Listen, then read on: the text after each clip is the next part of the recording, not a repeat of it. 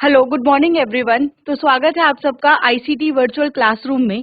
आज हम डिस्कस करने वाले हैं आपके फिजिक्स के कुछ ऐसे एक्सपेरिमेंट्स जो कि आपकी बुक में दिए हुए हैं, लेकिन कई सारे बच्चों को उनको समझने में, उनको प्रैक्टिकली देखने में थोड़ी सी दिक्कत आती है, परेशानी आती है। तो इसीलिए आज हम उन सबको समझेंगे अच्छे से कि उनके पीछे का लॉजिक क्या होता है, उनके पीछे का ऑब्जर्वेशंस क्या होती है, उसके पीछे डेफिनेशंस क्या इन्वॉल्व होती हैं, किस चीज के बेसिस पे उन एक्सपेरिमेंट्स को करा जाता है और क्या उनके रिजल्ट जो है वो डिनोट करते हैं। तो चलिए चलते हैं आज की क्लास की ओर। तो बच्चों, जैसे हम लोगों ने डिस्कस करा कि आज हम एक्सपेरिमेंट्स के बारे में बात करने वाले हैं। ठीक है, तो एक्सपेरिमेंट्स जो हैं आपके, ये फिजिक्स के एक्सपेरिमेंट्स हैं आपके। चलिए चलते हैं एक एक करके इनकी ओर। तो पहला एक्सपेरिमेंट है हमारे पास जिसमें हम बात करेंगे मेजरमेंट ऑफ लेंथ के बारे में। ठीक है, अब मेजरमेंट ऑफ लेंथ का क्या मतलब होता है? मेजरमेंट ऑफ लेंथ का ये मतलब होता है कि कहीं पे अगर हम किसी लेंथ की, यानी कि किसी चीज की लंबाई कितनी है, चौड़ाई कितनी है, अगर हम उसको माप रहे हैं यानी कि उसे मेजर कर रहे हैं, तो वो होता है हमारा मेजरमेंट ऑफ लेंथ। अब मेजरमेंट क्या होता है, हमने ये बात तो कर ली कि मेजरमेंट ऑफ लेंथ क्या होता है, लेकिन एक्चुअली में मेजरमेंट क्या होता है, नाप जिसको हम कहते हैं वो क्या होता है। ठीक है, तो ये एक ऐसी प्रोसेस होती है जिसमें हम क्या करते हैं, हम किसी अननोन क्वांटिटी को, यानी कि हमारे पास इस समय जो क्वांटिटी है या जिस भी चीज की हम लेंथ नाप रहे हैं वो अननोन है, उसके बारे में हमें नहीं पता है, उसको हम एक standard quantity of same kind, यानी कि हमने एक स्टैंडर्ड बनाया हुआ है कि ये, अगर जैसे मान लीजिए फॉर एग्जांपल आपके पास में एक स्केल है। ठीक है, स्केल की जितनी भी लेंथ है वो आपको पता है स्केल में, क्योंकि मार्किंग्स बनी हुई होती हैं।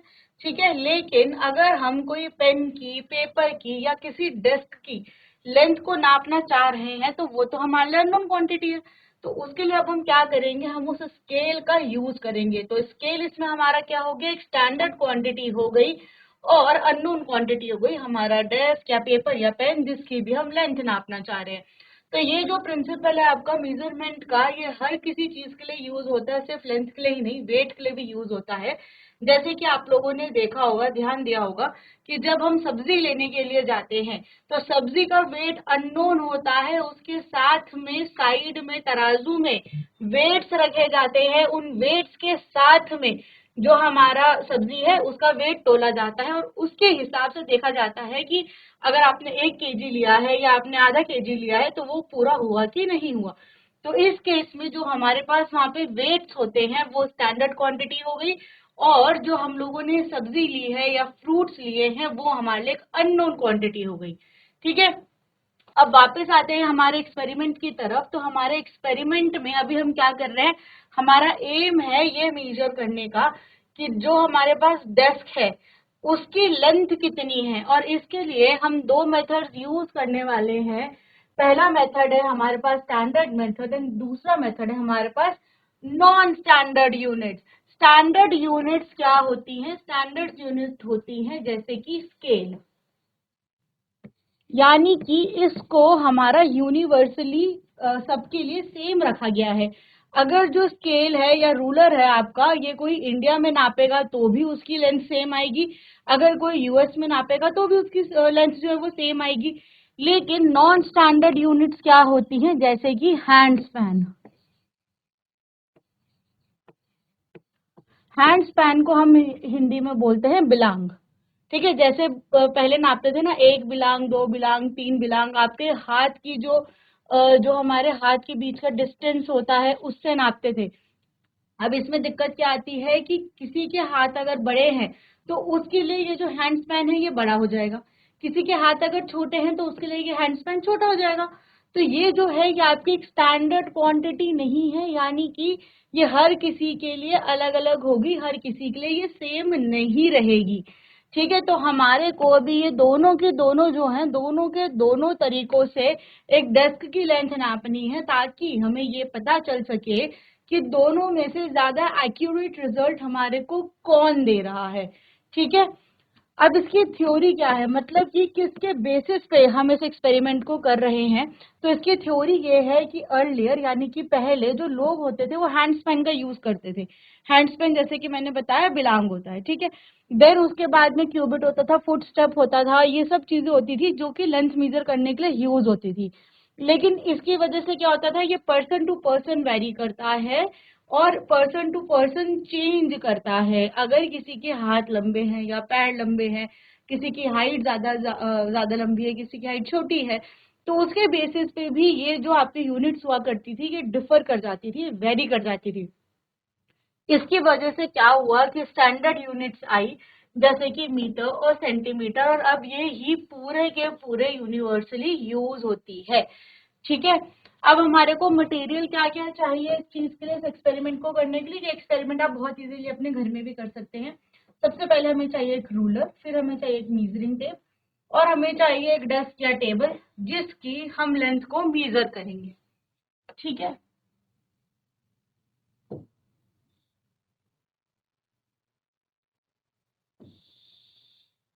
अब इसका प्रोसीजर क्या है, यानी कि हम इसे करेंगे कैसे, स्टार्ट कैसे करेंगे, ठीक है।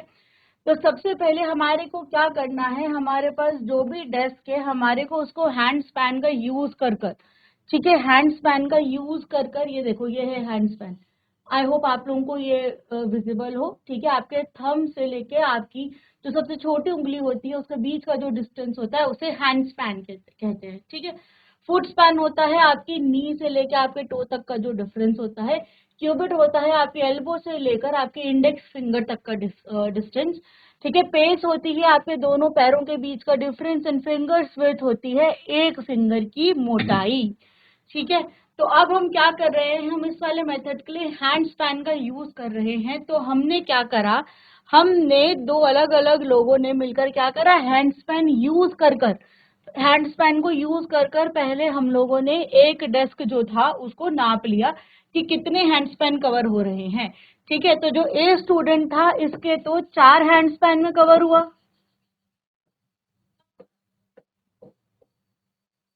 और जो स्टूडेंट बी था उसके हाथ थोड़े और ज्यादा लंबे थे, इसलिए उसके 3 हैंड स्पैन में ही जो हमारा डेस्क था वो कवर हो गया, ठीक है। अब इसके बाद हमने क्या करा, इसके बाद हमने एक मीजरिंग टेप लिया और उससे भी हम लोगों ने क्या करा, जो हमारा डेस्क था उसको मीजर करा, और 2 से 3 बार करा। एक बार हमने रूलर से करा, एक बार हमने मीजरिंग टेप से करा, और एक बार हमने सिंपल जो स्केल होता है हमारे पास उससे भी कर लिया। तो जब हमने इन तीनों से मेजर करा तो हर बार जो हमारा डेस्क था उसकी लेंथ हमेशा सेम ही आई, वो डिफरेंट नहीं आई। तो इसके कहने का ये मतलब है, इससे हमें ये पता चलता है कि जो स्टैंडर्ड क्वांटिटीज होती हैं और जो हमारी स्टैंडर्ड यूनिट होती है जैसे कि मीटर, सेंटीमीटर, ये सारी की सारी जो है ये हमेशा एक्यूरेट होती है, यूनिफॉर्म होती है, यानी कि थ्रू आउट द वर्ल्ड ये सेम ही यूज होती है। वेयर एज अगर हम नॉन स्टैंडर्ड यूनिट जैसे कि अपना हैंड स्पैन हो गया या पेस हो गया, फुट स्पैन हो गया, अगर इनको यूज करते हैं तो ये डिफरेंट लोगों के लिए डिफरेंट रिजल्ट दे सकती है, ठीक है। तो ये हमारा इसका कंक्लूजन है, और इसीलिए हम जो स्टैंडर्ड क्वांटिटीज होते हैं उनको एक्यूरेट और यूनिफॉर्म मेजरमेंट के लिए ही यूज करते हैं, ठीक है। रियल लाइफ कनेक्शन इसका क्या है, जैसे टेलर जैसे यूज करते हैं, आर्किटेक्ट्स यूज करते हैं, इंजीनियर्स यूज करते हैं, और बिल्डर्स भी इसी को यूज करते हैं, ठीक है। इसका क्लासिक एग्जाम्पल है, आप लोगों ने एक एड आता था पहले 5 स्टार का, वो देखा होगा। तो उसमें 2 बच्चे होते हैं, वो एक टेलर के पास जाते हैं, कहते हैं कि इसको एक बिलांग छोटा कर दो, वो पैंट वगैरह कुछ लेके जाते हैं। अब वो छोटी करते करते वो पैंट इतनी छोटी हो जाती है कि वो पैंट से निक्कर बन जाती है, ठीक है बेटा। तो इसीलिए हैंड स्पैन जो होता है वो कभी भी एक्यूरेट मेजरमेंट नहीं होता। उसकी जगह अगर ये बोला जाता कि इसे 3 सेंटीमीटर या 3 मीटर छोटा कर दो तो वो ज्यादा एक एक्यूरेट रिजल्ट रहता, क्योंकि ये जो है हमारी स्टैंडर्ड क्वांटिटीज हैं, ठीक है। नॉन स्टैंडर्ड क्वांटिटीज पे अगर हम बात करेंगे तो वो एक पर्सन से दूसरे पर्सन पे वेरी करती है, लेकिन स्टैंडर्ड क्वांटिटीज जैसे कि मीटर, सेंटीमीटर हो गई आपकी, फिर हमारी लीटर हो गई इन टर्म्स ऑफ अगर हम कोई लिक्विड को मीजर कर रहे हैं, ठीक है, किलोग्राम हो गया अगर हम कोई वेट मीजर कर रहे हैं, तो ये जो स्टैंडर्ड क्वांटिटीज होती हैं, अप्रूव क्वांटिटीज होती हैं, ये यूनिफॉर्म रहती हैं, यानी कि सेम रहती हैं थ्रू आउट। ओके।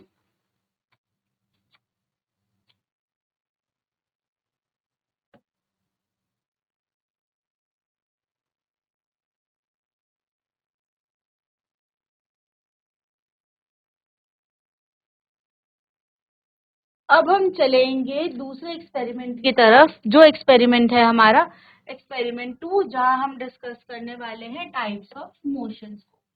ठीक है। अब टाइप्स ऑफ मोशंस क्या होते हैं? टाइप्स ऑफ मोशंस का ये मतलब है कि कितने प्रकार का मोशन हो रहा है। ठीक है।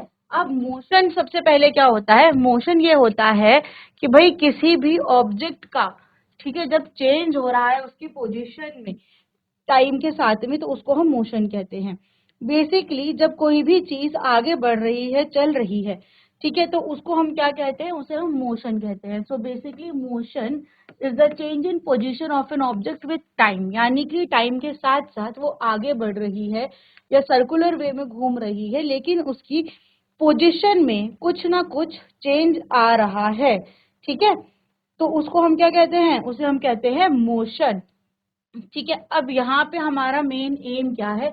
हमारे को आइडेंटिफाई करना है कि कितने टाइप ऑफ मोशन होते हैं। ठीक है। तो इसको आप ऐसे समझ के चलो कि फॉर एग्जांपल जैसे आपको अभी ये नहीं पता कि कितने टाइप ऑफ मोशन है, ठीक है, हमारे को सिर्फ थ्योरी में पता है कि भाई थ्योरी में हमारे 2 से 4 टाइप के मोशंस होते हैं। ठीक है। लेकिन अब अगर हमें एक्सपेरिमेंट के थ्रू समझना है, रियल लाइफ में समझना है कि कितने टाइप होते हैं, तो हम उसे कैसे समझेंगे?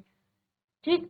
तो थोड़ी सी हम पहले इसकी थ्योरी के बारे में बात करते हैं। हमारे पास थ्योरी है, हमारे को ये पता है कि एक हमारा होता है रेक्टिलिनियर मोशन, एक होता है सर्कुलर मोशन, एक होता है ऑसिलेटरी मोशन।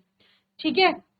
रेक्टिलिनियर मोशन क्या होता है? जब आप स्ट्रेट लाइन के अलोंग चल रहे हैं, जैसे कि जब हम नॉर्मली सड़क पे चल रहे होते हैं या फिर हम स्केटिंग कर रहे होते हैं, उसे हम रेक्टिलिनियर मोशन कहते हैं।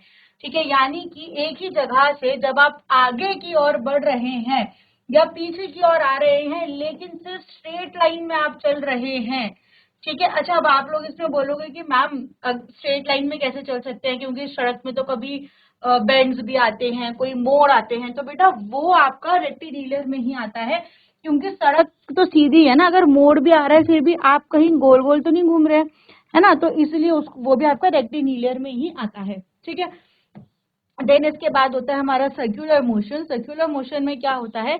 Motion along a circular path.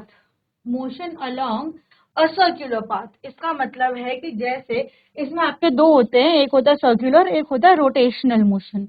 ठीक है। अब सर्कुलर एंड रोटेशनल के बीच में भी क्या डिफरेंस होता है? सर्कुलर मोशन में एक जगह पे आप स्टेशनरी हैं और आपका कुछ पार्ट जो है वो गोल गोल घूम रहा है, जैसे कि वॉच होती है, घड़ी होती है, घड़ी की जो फिंगर्स होती हैं वो सर्कुलर मोशन में घूम रही होती हैं, लेकिन जो घड़ी होती है वो स्टेशनरी होती है, घड़ी कहीं मूव नहीं कर रही होती।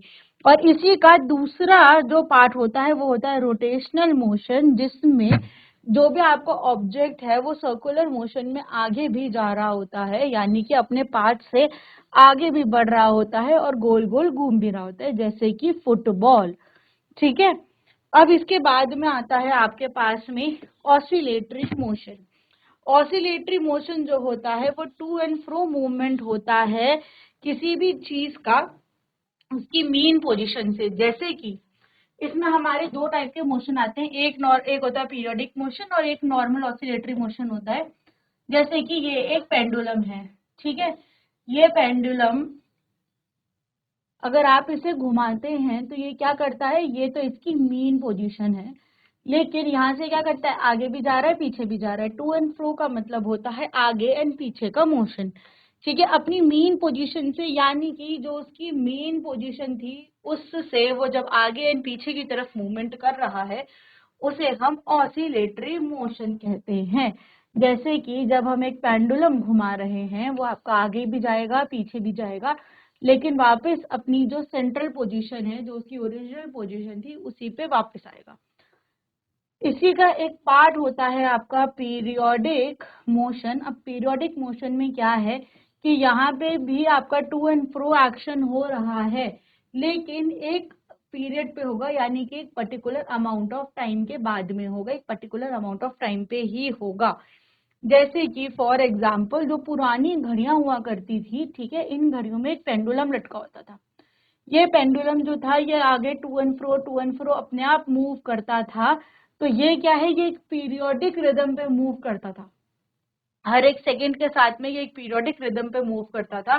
तो इसलिए इस मोशन को एक पीरियोडिक मोशन भी बोला जाता है। ठीक है, तो ये हो गए हमारे 4 मेन टाइप के मोशंस। ठीक है, अब अगर हमारे को इन्हें इन थ्योरी समझना है, सॉरी इन प्रैक्टिकल समझना है। इन थ्योरी तो हमने समझ लिया कि क्या क्या होते हैं क्या नहीं होते हैं। अब अगर हमें इन्हें इन प्रैक्टिकल लाइट समझना है तो हम क्या करेंगे, ठीक है।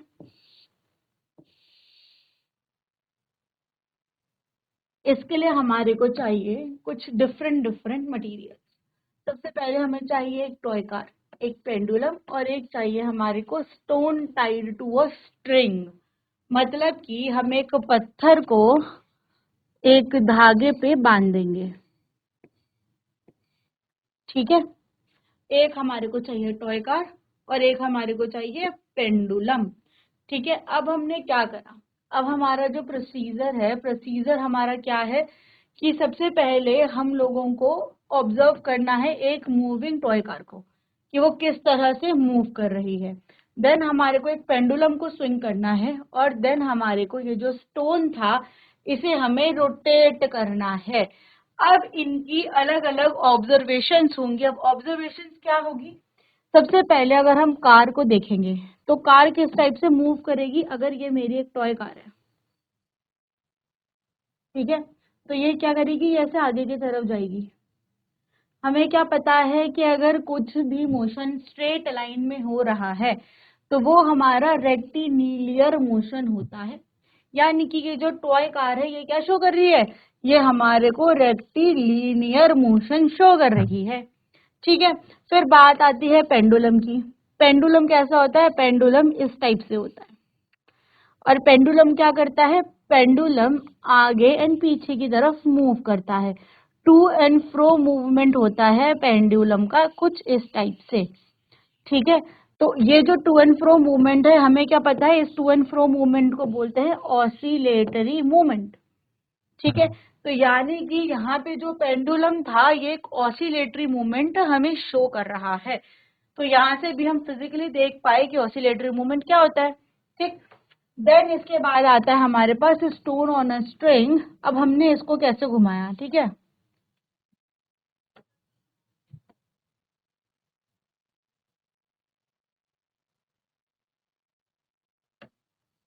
ठीक है, ये जो स्टोन था स्ट्रिंग पे, इसको हमने ऐसे गोल गोल घुमाया, ठीक है। जब आपने ऐसे गोल गोल घुमाया तो ये गोल गोल घूमता रहा, यानी कि ये एक सर्कुलर मोशन शो कर रहा है, ये आपका सर्कल्स में घूम रहा है, ठीक है। तो इसको क्या बोलते हैं, स्टोन रोटेशन के लिए आपको सर्कुलर मोशन। तो यहाँ से हमें 3 मोशंस के बारे में पता चला। एक हमारा रेक्टिलिनियर मोशन जो कि हमारा स्ट्रेट लाइन में होता है, देन हमारा ऑसिलेटरी मूवमेंट जो कि टू एंड फ्रो मूवमेंट होता है, एंड सर्कुलेटरी मोशन जो कि हमारा सर्कल्स में होता है। तो इस एक्सपेरिमेंट के थ्रू, इस प्रोसीजर के थ्रू हम इन सारे के सारे मोशंस को विजुअलाइज कर पाए, यानी कि फिजिकली हम इनको देख पाए, ठीक है। अब इसका कंक्लूजन क्या है, इसका कंक्लूजन है कि जो डिफरेंट ऑब्जेक्ट्स होते हैं वो डिफरेंट काइंड ऑफ मोशंस को शो करते हैं डिपेंडिंग अपॉन देयर पाथ। यानी कि अलग अलग ऑब्जेक्ट एक अलग अलग टाइप का मोशन शो करेंगे डिपेंडिंग कि आप उसको किस डायरेक्शन पे लेके जा रहे हैं, या वो खुद किस डायरेक्शन पे मूव कर रहे हैं, किस डायरेक्शन पे चल रहे हैं, ठीक है बच्चों। चलो चलते हैं हम अब अपने नेक्स्ट एक्सपेरिमेंट की ओर।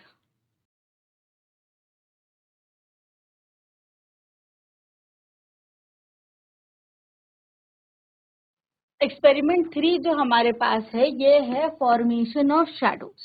ठीक है, शैडोज का मतलब होता है परछाई। अब हम बात कर रहे हैं कि परछाई कैसे बनती है और क्यों बनती है। ठीक है, तो सबसे पहली बात आती है कि आखिर परछाई होती क्या है। तो परछाई क्या होती है, शैडो जो होती है एक डार्क रीजन होता है जो कि फॉर्म होती है जब कोई ओपेक ऑब्जेक्ट ब्लॉक करता है पाथ ऑफ लाइट। ठीक, अब हमारे पास तीन टाइप के ऑब्जेक्ट्स होते हैं या तीन टाइप की चीजें होती हैं। एक होता है ओपेक, एक होता है ट्रांसलूसेंट,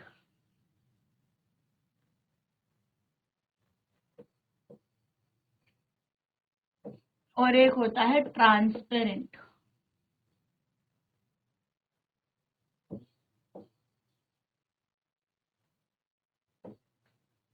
ठीक है, अब ओपेक का मतलब क्या होता है, ओपेक का मतलब होता है जिससे लाइट पास ही नहीं कर सकती। ठीक है, वो एक ब्लॉकेज की तरह होते हैं, उनसे लाइट आपकी बिल्कुल भी पास नहीं कर सकती। फॉर एग्जाम्पल, अगर ये मेरा एक ओपेक ऑब्जेक्ट है और यहाँ पे मेरा सोर्स ऑफ लाइट है, तो ये लाइट इसको पेनिट्रेट नहीं कर सकती, इससे पास नहीं हो सकती, इससे ब्लॉक हो जाएगी। आगे कोई भी लाइट इसकी ट्रांसफर नहीं होगी, यहाँ पे कोई लाइट नहीं आएगी, ट्रांसफर ही नहीं होगी। ठीक है, देन इसके बाद में आते हैं हमारे पास में ट्रांसलूसेंट। ट्रांसलूसेंट में क्या होता है अब, ठीक है, तो जो ट्रांसलूसेंट ऑब्जेक्ट्स होते हैं ये आपके पूरे ओपेक नहीं होते, ये क्या करते हैं, इनसे कुछ अमाउंट ऑफ लाइट जो है वो पास हो जाती है। ठीक है, इससे कुछ अमाउंट ऑफ लाइट जो है आपकी वो पास हो जाती है, थोड़ी सी लाइट इसमें से पास हो जाती है, पूरी लाइट नहीं पास होती, थोड़ी सी पास होती है। और इसके पीछे से आपको ऐसे छोटी छोटी शैडोई फिगर सी दिखेगी। ठीक है, आपको पूरा ऐसे कंप्लीट इंसान या जो भी चीज उसके पीछे है वो नहीं दिखेगी, बट हल्की इससे लाइट पास होती है जिसकी वजह से क्या होगा कि आपको ऐसे फिगर जैसी सी दिखेगी, सिर्फ कि कुछ मूव कर रही है। ठीक है, देन इसके बाद में आता है ट्रांसपेरेंट। ट्रांसपेरेंट का ये मतलब होता है कि कंप्लीटली ट्रांसपेरेंट है, आपको उसके आगे पीछे सब कुछ दिखेगा, उसके पीछे जो भी चीज होगी वो आपको एज इट इज दिखेगी, पूरी की पूरी वो शो होगी कि पीछे कौन सी चीज है। ठीक है, तो वो होती है ट्रांसपेरेंट। ठीक, बच्चों आप एक काम करो, आप ये तीनों के तीनों चीजें जो है इन्हें नोट कर लो, क्योंकि ये बहुत इंपॉर्टेंट है। ये टाइप ऑफ ऑब्जेक्ट्स जो है ये आपके पास अगेन एंड अगेन आएगा, तो इस वजह से इसे नोट करना काफी जरूरी है। ठीक है, आप इसे एक बार नोट कर लीजिए। देन आप aim and theory and material को भी नोट कर लीजिए, इसके बाद हम आगे चलेंगे और डिस्कस करेंगे एम, थ्योरी एंड मटेरियल्स के बारे में।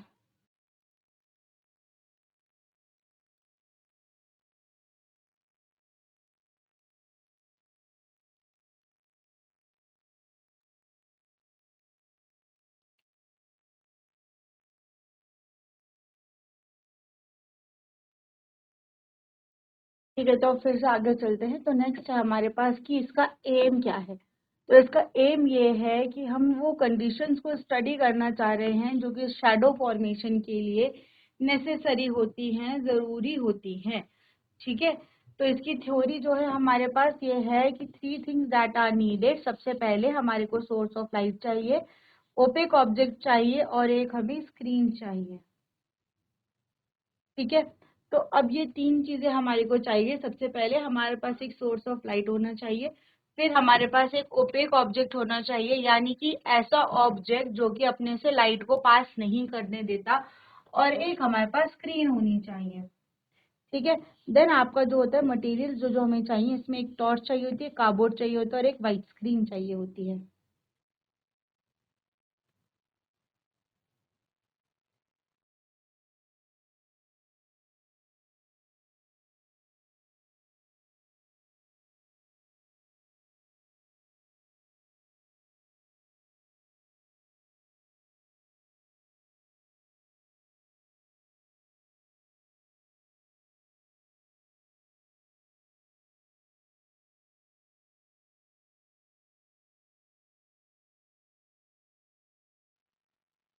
ठीक है, तो हमें इसके लिए मटेरियल्स कौन से चाहिए? एक टॉर्च हमारे पास होना चाहिए, कार्डबोर्ड हमारे पास होना चाहिए और एक वाइट स्क्रीन हमारे पास होनी चाहिए। ठीक है, तो जो हमारी शैडो का फॉर्मेशन होता है कुछ इस तरह से होता है कि अगर मेरा सोर्स ऑफ लाइट जो है वो लेफ्ट की तरफ है तो मेरी जो शैडो फॉर्मेशन होगी वो राइट की तरफ होगी। अगर बिल्कुल ओवरहेड है तो बिल्कुल सामने की तरफ शैडो का फॉर्मेशन होता है, और अगर राइट में है तो लेफ्ट की तरफ हमारा जो शैडो है वो फॉर्म करता है। ठीक है, इस तरह से ही आपका शैडो फॉर्मेशन चलता है। और जो पेड़ होते हैं, ह्यूमंस होते हैं, कैट्स होते हैं, डॉग्स होते हैं, एनिमल्स होते हैं, हम सारे के सारे जो है हम एक ओपेक सरफेस है, एक ओपेक ऑब्जेक्ट है, क्योंकि हमारे से लाइट पास थ्रू नहीं कर सकती। ठीक है, अच्छा, ट्रांसलूसेंट जो होते हैं, जैसे जो पर्दे वगैरह होते हैं ना घर में, तो वो एक ट्रांसलूसेंट ऑब्जेक्ट का एग्जाम्पल होते हैं। एंड ट्रांसपेरेंट जो प्लास्टिक की शीट्स होती हैं जिनसे आप कंप्लीटली टू एंड फ्रो देख सकते हैं, आगे पीछे देख सकते हैं, वो आपकी ट्रांसपेरेंट शीट्स का एग्जाम्पल होता है।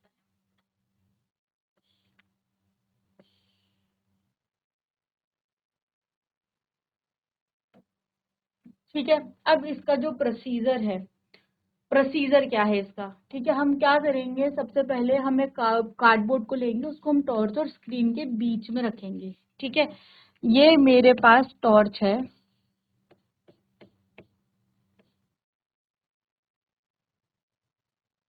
ठीक है, ये मेरे पास टॉर्च है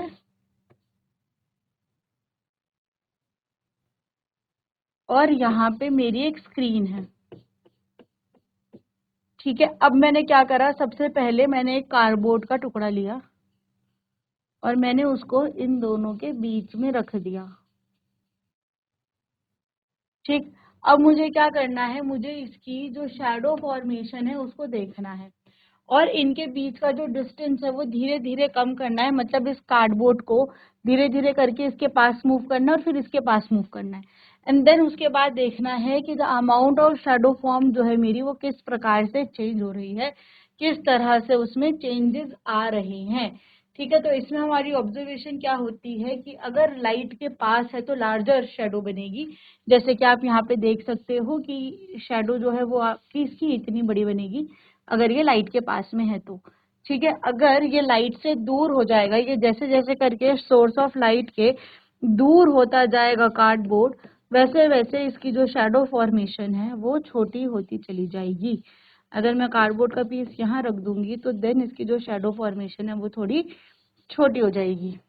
ठीक है, जैसे जैसे क्लोजर टू स्क्रीन मूव करेगा वैसे वैसे इसकी शैडो जो है वो छोटी होती चली जाएगी, और जैसे जैसे ये सोर्स ऑफ लाइट के पास मूव करेगा वैसे वैसे इसकी शैडो जो है वो बढ़ती चली जाएगी। ये एक बेसिक कंसेप्ट होता है, जैसे जैसे आप लाइट के सोर्स के पास मूव करते हैं वैसे वैसे आपकी शैडो जो है वो लंबी और बड़ी होती चली जाती है, और जैसे ही आप स्क्रीन के पास यानी कि जिस जगह पे आपकी शैडो बन रही है उसके पास मूव करते हैं तो वैसे वैसे आपकी जो शैडो फॉर्मेशन है वो स्मॉल होती चली जाती है, यानी छोटी होती चली जाती है। ठीक है, कंक्लूजन क्या है इससे? कंक्लूजन इससे है कि जो शैडोज हमारी बन रही हैं वो सिर्फ तभी बनती हैं जब लाइट को कोई ओपेक ऑब्जेक्ट जो है वो रोक देती है, यानी कि जो लाइट है वो डायरेक्टली हमारे सरफेस पे नहीं पहुंच पा रही है, एक ओपेक ऑब्जेक्ट है जिसने कि उसको रोक दिया है, उसके फ्लो को, लाइट के फ्लो को रोक दिया है, उसकी वजह से ही हमारा शैडो जो है उसका फॉर्मेशन हो रहा है।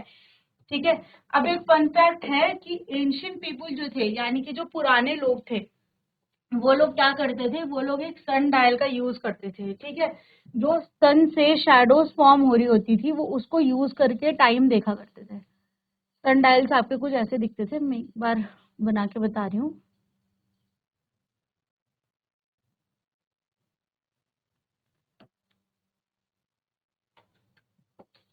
एक ऐसा सर्कुलर डिस्क हुआ करता था और उस पे एक इस टाइप का स्टोन रखा जाता था। ठीक है, अब जैसे जैसे सन जो है वो मूव करता था वैसे वैसे जो शैडोज थी वो भी मूव करती थी, और इसकी वजह से ही टाइम का एस्टिमेशन लगाते थे वो लोग। ठीक है, जो एंशियंट लोग थे वो इसी के साथ में आपका टाइम का एस्टिमेशन लगाते थे। ठीक है, इसे सन डायल बोलते थे और ये बहुत ज्यादा एक्यूरेटली उनको टाइम बताने में हेल्प करता था। ठीक है बच्चों।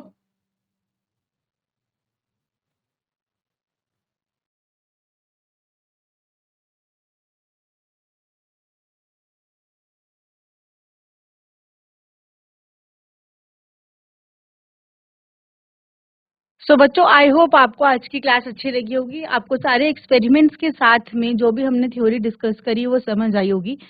इन सबको समझना इसलिए भी ज़रूरी हो जाता है क्योंकि हमेशा ही जो थ्योरेटिकल चीज़ें होती हैं, उनको लर्न करना थोड़ा मुश्किल है, उनको थोड़ा फिज़िकल एप्लीकेशन में कहाँ वो अप्लाई होते हैं, उनके बारे में समझना थोड़ा मुश्किल हो जाता है। तो इसकी वजह से जब हम किसी भी चीज़ को थोड़ा प्रैक्टिकल टर्म्स में देखते हैं, थोड़ा एक एक्सपेरिमेंट के टर्म्स में देखते हैं और एक रियल लाइफ एप्लीकेशन के टर्म्स में देखते हैं, तो हमें वो ज़्यादा समझ में आती है, हमारे को उसके बारे में ज़्यादा पता चलता है। ठीक है? तो बच्चों बने रहिएगा हमारे साथ में, हम आपको मिलते हैं अगली क्लास में। Thank you so much and good luck.